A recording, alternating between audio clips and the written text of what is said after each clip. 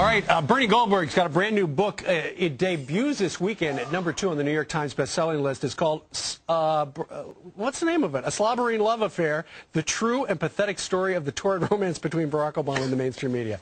All right, there you go. Bernie, thanks very much for joining us. I'd like to thank you, and seriously, I'd like to thank all the people who watch Fox for making the book premiere at #2 on the list. I appreciate that a lot. Well, you bet. Let's talk a little bit about Barack Obama's charge tonight. He's going to have to convince people that this is a good idea. And yet there's an item today in the Washington Times that talks about how, you know, over the last week or two, he's been talking about crisis, catastrophe, off a cliff, dark, darker, darkest, moral danger of absolute collapse, and talking about Armageddon. All the doom and gloom, is that what he should be doing as president? I mean, don't you guys get the joke? Here's a candidate who for a year told the American people to reject the politics of fear, right? Just before I came on, I Googled Obama and politics of fear, and there were 24 million hits.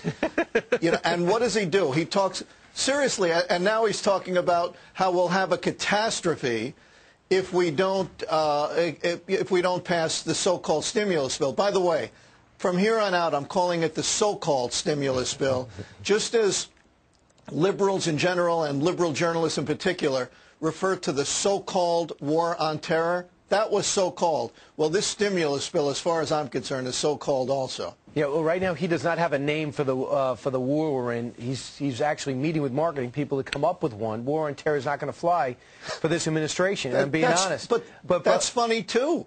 That's hilarious. Scary.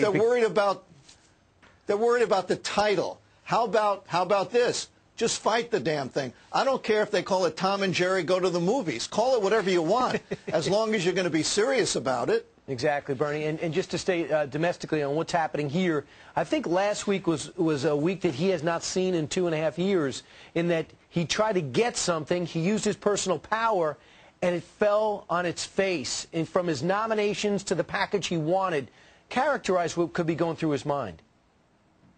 You know what's interesting, Brian? Every few years you stumble onto a really good question. You know, and that was one of them. You know what? I'm going to leave on a high moment. Should I leave now? Good night, everybody. No, here's the thing. I think Barack Obama is magic. The media deified him during the campaign. They made him Saint Barack. They turned him into a messiah. And we found out last week that the messiah can't walk on water.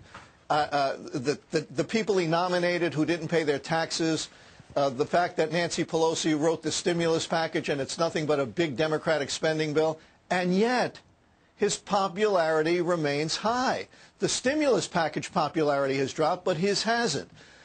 The question for me is, what happens down the road if this so-called stimulus package doesn't work? What if it doesn't work?